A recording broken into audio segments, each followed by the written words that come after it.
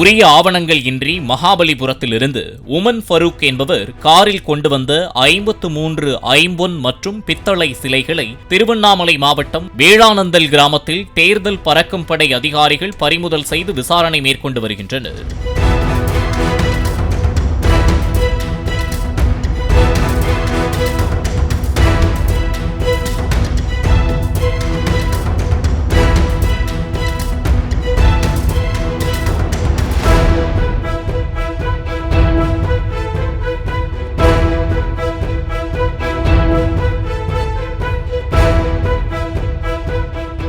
Play store மற்றும் app ஸ்டோரில் இருந்து பாலிமர் செயலியை QR கோடு மூலம் பதிவிறக்கம் செய்யுங்கள்.